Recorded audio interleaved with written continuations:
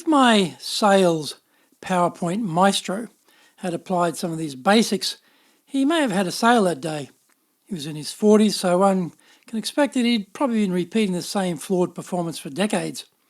Adding it all up, the total amount of lost sales over that period would be mind-boggling.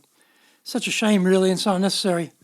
If you want to see revenues go up, ask clients questions before you mention one word about your magical widget. Do this one simple thing and watch the difference.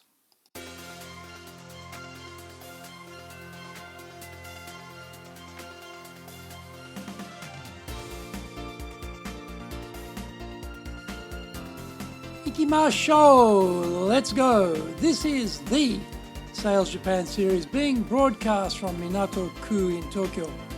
I'm your host, Dr. Greg Story, President of Dale Carnegie Training Japan. You are listening to this podcast because you are a motivated student of sales who wants to do even better, make your sales life easier, and enjoy the rewards of success. Our show is brought to you by the Sales Advantage course. This is the bedrock course for salespeople who want to become professionals in selling. Hosted in-house or join our public programs. We offer the training in Japanese or English. If you want to improve your sales results, then contact me at greg.story, greg.story, S-T-O-R-Y, at dalecarnegie.com. We have lots of free information for you at our website, japan.dalecarnegie.com, so check it out.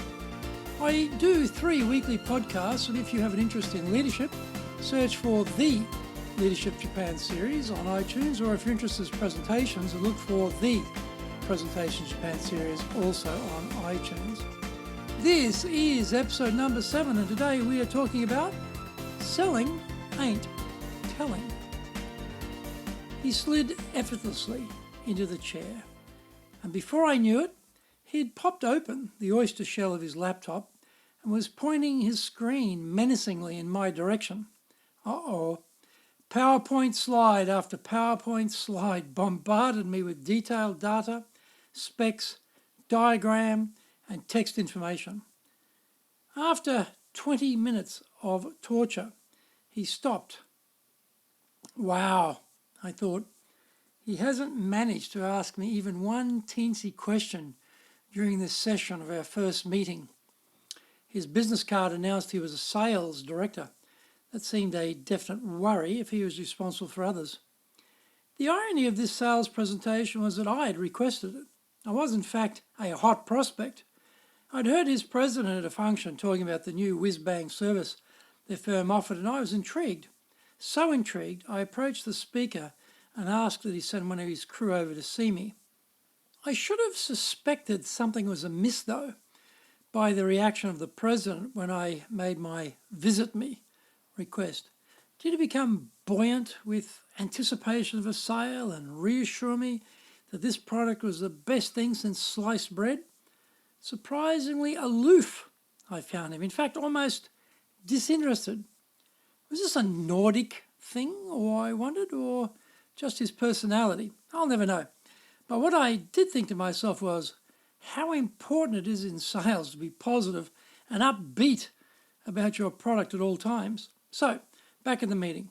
After a death of 1,000 PowerPoints, I miraculously revived and questioned the sales director. Why? Well, despite his incompetence, I still had a need. In the end, though, I was not a buyer. What could he have done with me? He could have asked me a few questions to ascertain what I was interested in. He could have holstered his weapon before drilling me with detailed dross and pap. Of the 10 functionalities of the whizbang, there are only 2 or 3 that were of any match with what I needed. We could have dispensed with all the irrelevant detail and gone straight to the finish line with the hotties. We could have spent the bulk of our time talking about the aspects which were most likely to lead to a sale. We had limited time, and he limited his own chances of gaining a new client by telling me everything, instead of only those things I needed to know to make a buying decision. Listening to this little vignette, I hope you take immediate action and self-audit whether you are any better at questioning than this guy. Do you have a sales process in place? Are you spending the bulk of the client interface time laser focused on where they have the greatest likelihood of success? If you are a teller, then here is a simple questioning step formula that will help you get to the heart of the matter and uncover where you can be of the most assistance to the client. Start with either where the client is now or where they want to be. It doesn't really matter which one you ask first. This is because what you are trying to understand is how big is the gap between the as is, where they are now, and the should be, where they want to be.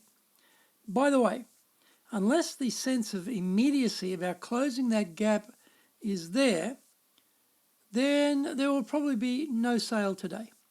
Clients are never on our salesperson's schedule and will take no action unless they clearly understand there is a benefit to doing so. Having plumbed the parameters of the current and ideal situation, next inquire about why they haven't fixed the issue already. This is an excellent barrier question, and depending on the answer, you might be the solution to fix what they cannot do by themselves. Finally, check on how this would help them personally. What is the payoff? They may need to fix this to keep their job, hit their targets, get a bonus, get a promotion, feel job satisfaction, rally the troops. There are a myriad of potential motivators.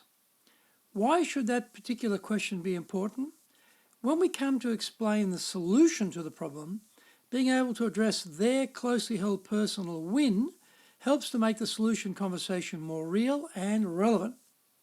If my sales PowerPoint maestro had applied some of these basics, he may have had a sale that day. He was in his 40s, so one can expect that he's probably been repeating the same flawed performance for decades. Adding it all up, the total amount of lost sales over that period would be mind-boggling. Such a shame, really, and so unnecessary. If you want to see revenues go up, ask clients questions before you mention one word about your magical widget. Do this simple thing and watch the difference.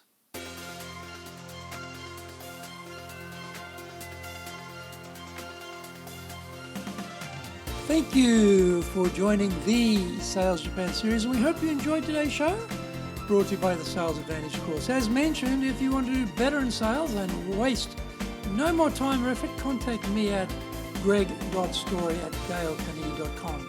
For further help, head over to our website, japan.dalecarnegie.com.